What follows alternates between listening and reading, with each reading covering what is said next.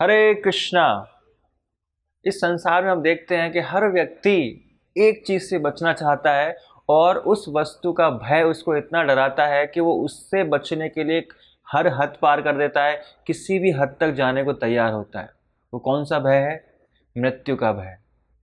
और इस संसार में हम देख रहे हैं कि हर इंसान इसी के लिए प्रयासरत है। एक बार मैंने अखबार में एक आर्टिकल पढ़ा था कि 100 वैज्ञानिक, उसमें मिलेनियर्स जो हैं, जो अमीर लोग हैं, उन पे पैसा लगा रहे हैं और वो ऐसी रिसर्च कर रहे हैं कि मानव जीवन को बढ़ाया जा सके, है ना। अरबों करोड़ों रुपए इस चीज पर खर्चा कर रहे हैं कि ऐसा कुछ आविष्कार करें कि मानव जीवन को हम बढ़ा पाए, लेकिन वो असंभव है। क्यों वो कर रहे हैं ऐसा? क्योंकि कोई भी व्यक्ति मरना नहीं चाहता। जब हम किसी ऐसे व्यक्ति के पास भी जाते हैं जो मृत्यु के बहुत नजदीक है, तो अगर उससे पूछा भी जाए तो वो क्या कहेगा? नहीं नहीं, मुझे अभी नहीं मरना, मेरे ये करना था, उसके बाद ये करना था, ये प्लानिंग थी मेरी, वो प्लानिंग थी, ये सब करना है। तो ये डर रहता है। तो हमें मृत्यु का भय रहता क्यों है? ऐसा क्या कारण है? क्यों? क्योंकि we are not prepared for that. हम उसके लिए तैयार नहीं हैं, इसीलिए हमें डर लगा रहता है। जिस प्रकार हम बचपन में जैसे पढ़ते थे, एग्जाम देते थे, तो जिस दिन एग्जाम होता था तो एग्जाम से पहले कुछ लोगों को भय रहता था, कुछ लोगों को डर रहता था, अरे एग्जाम है एग्जाम है। लेकिन कुछ लोगों को डर नहीं रहता था।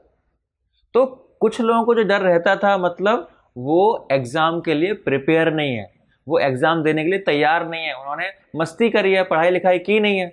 अब एग्जाम सर पे आ गया तो टेंशन हो रही है उनको, और भगवान से प्रार्थना करेंगे पोस्टपोन हो जाए, बारिश हो जाए, ये हो जाए। बचपन में हम सब करते थे। लेकिन कुछ लोग जो एग्जाम देने के लिए तैयार हैं, जिन्होंने पीछे साइड में जाके जो जीवन था उनका, उसमें अच्छी तरह से पढ़ाई की थी, तैयारी की थी, और उनको कोई डर नहीं है, वो आराम से एग्जाम दे सकते हैं। तो उसी प्रकार जो व्यक्ति मृत्यु के लिए प्रिपेयर्ड नहीं है, जो व्यक्ति मृत्यु के लिए जिसने तैयारी नहीं की है, उसको डर लगेगा।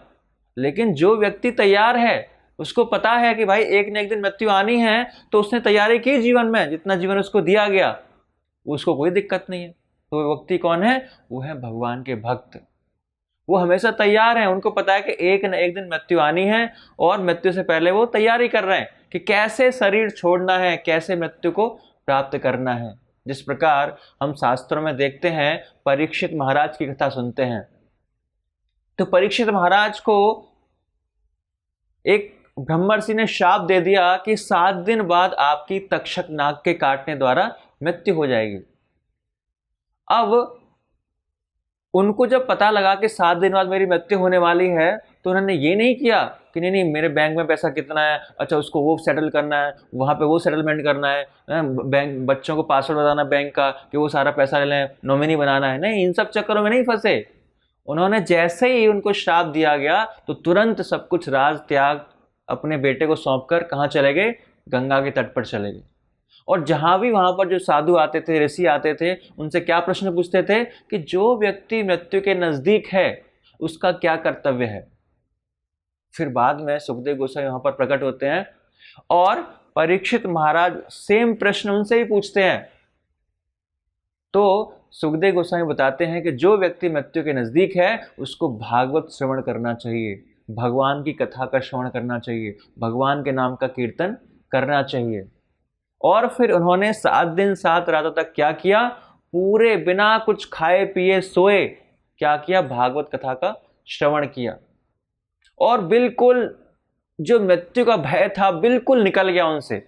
और जब कथा श्रवण करने के बाद उनका क्या एक्सपीरियंस था, क्या अनुभव था कि अब मुझे तक्षक नाग काटेगा तो भी मुझे कोई टेंशन नहीं है, बिल्कुल मृत्यु के भय से बाहर आ चुके हैं।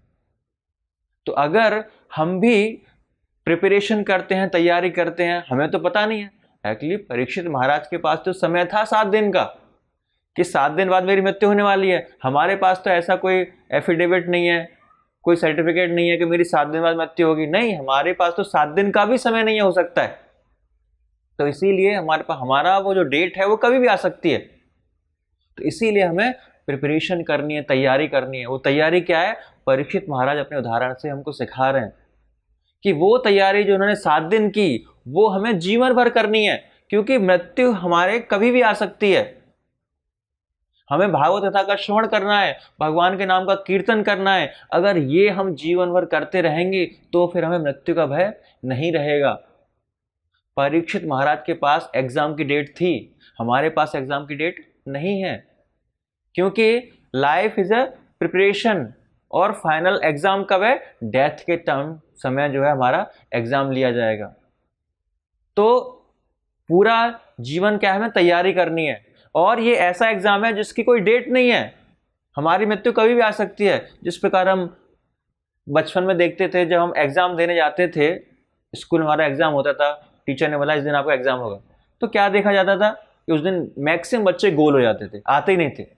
फिर टीचर क्या करता था कि अब की बार एग्जाम कब होगा मैं डेट नहीं बताऊंगा आपको, है ना, मेरा मन होगा तभी मैं एग्जाम ले लूंगा। तो बच्चे क्या करेंगे, अब हमेशा तैयार रहेंगे, क्योंकि आज एग्जाम हो सकता है, कल भी हो सकता है, परसों भी हो सकता है, तो कोई टेंशन नहीं उनको। तो उसी प्रकार हमारा जो एग्जाम है, फाइनल डेथ है, वो कभी भी हो सकता है। तो इसीलिए हमें उसकी तैयारी जो है हमेशा तैयार रहना है।